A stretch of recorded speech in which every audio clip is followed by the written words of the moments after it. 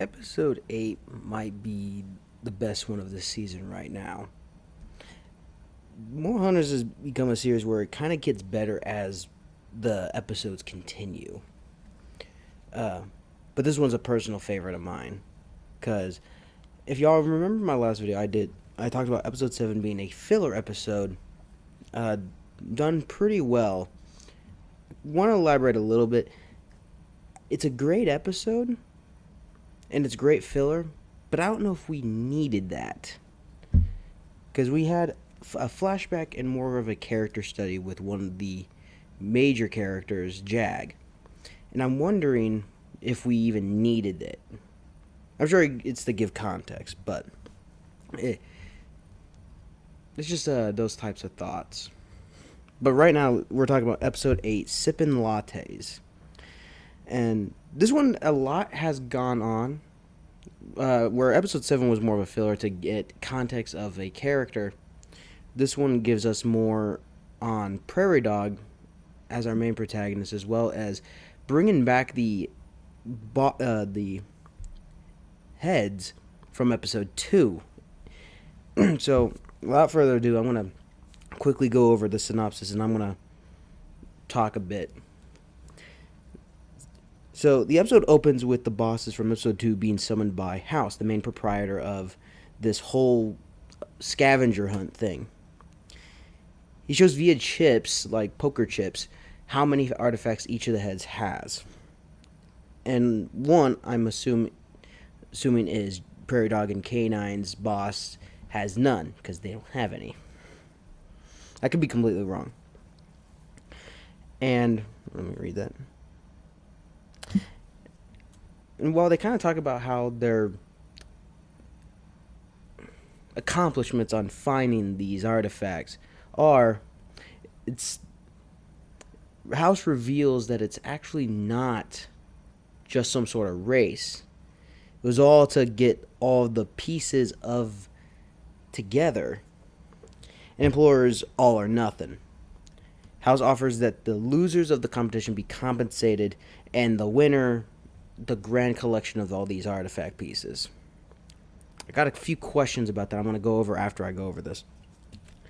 Everyone agrees to continue and toasts. We cut to Prairie Dog sending a letter to Hummingbird Academy. I don't know if that's an actual university or academy or it's just for the show. Either way, it's interesting because I wonder who he's sending this to. Because we don't know any of his familial relationships. He gives a hint in episode 3. I talked about how he grew up in a boys' home. So I'm wondering if he was close to one of those boys in there at the academy. He runs into Danny again from episode 5. Remember? Episode 4. Episode 4, if y'all remember, Danny was the civilian that treated his black eye and other subsequent injuries from the ass whooping he got from episode 3. They agreed to get coffee, and they head to a random theater, and they catch up on dialogue. Prairie Dog agrees to go to a concert that Danny invites him to, and soon enough, K9 shows up and argues with Prairie Dog privately, and saying that he needs him at his best. We can't waste time. We can't do anything. And Prairie Dog starts belting his emotions, his guts to him. Not before introducing himself to Danny and pulling Prairie Dog aside. He argues about his commitment to the whole hunter cause, or like it's the job. Reminds me a lot of Sam and Dean dialogue, where they would constantly get into a back and forth about, especially in the early seasons, with Sam's commitment to the hunting life compared to Dean. So I think I wonder if that was intentional. And like I said, Prairie Dog belts out his emotions, possible PTSD from episode 6. Yeah, episode 6, where he was captured and knocked out, where being with Danny seems make him normal. I wonder if deep down this is just kind of a game to him, and he just now realizes the danger of being in this life. It's pretty good. It's good dialogue. It's actually really good.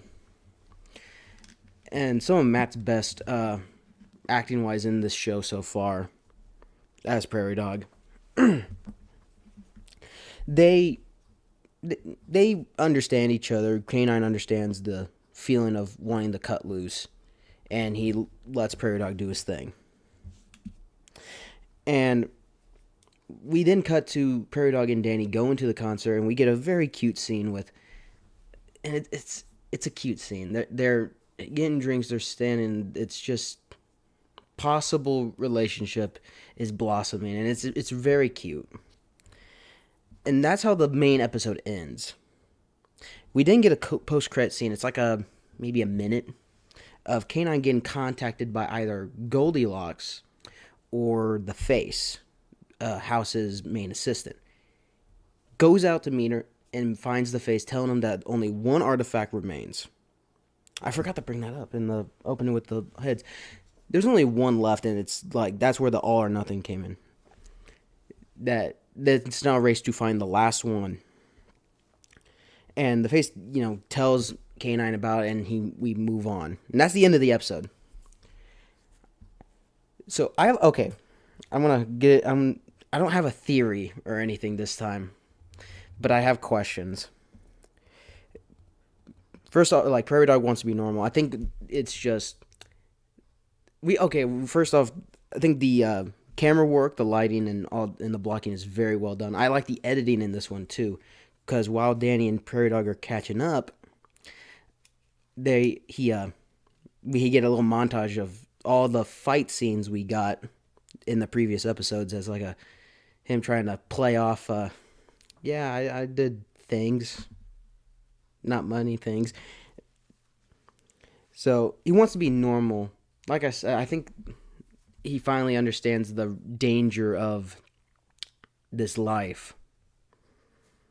And it's a really nice scene. I like it a lot. Now my main question. Why does House want all the pieces? And because it cannot be just for collection. There's something more to these artifact pieces. I made a theory, if y'all remember. My main crack theory with this is that it's because they're all pieces of a tablet. Put them all together, and my theory is that it's a map or some sort of inscription to like the Holy Grail or Gates of Babylon or something like that.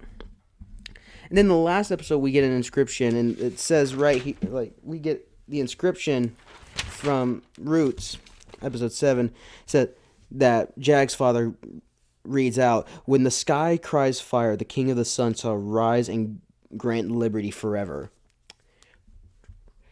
This is some biblical stuff, and I have no idea why.